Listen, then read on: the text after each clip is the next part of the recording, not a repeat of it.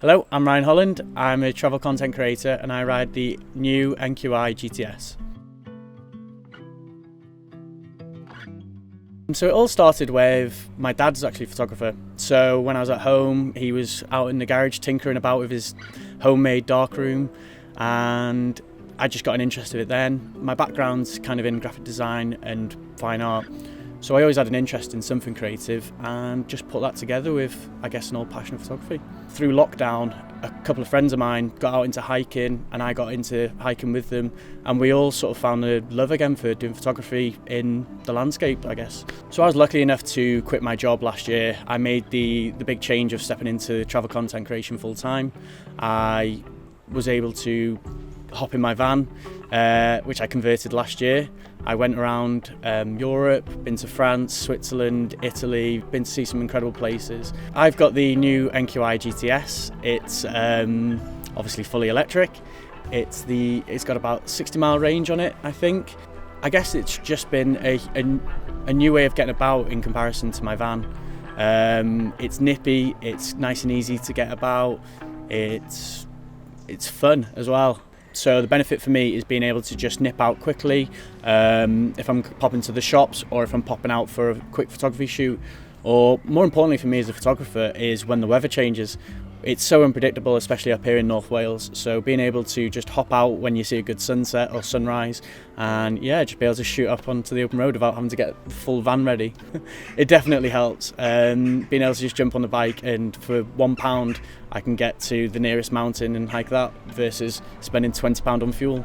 It definitely does help the way I think about my carbon footprint. Where I can save, I do try my best. You know, I'm always just something as simple as carrying a reusable bag to a reusable flask, something as simple as that.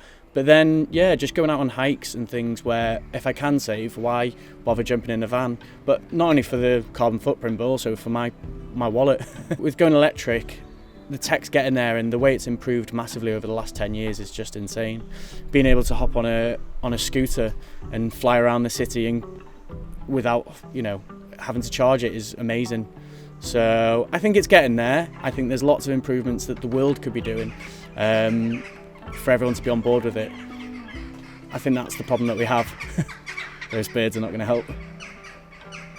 In North Wales, there's a few open roads, there's a few hills and things, I throw it into sport mode and it flashes red and I'm like, I've just hit sport mode here.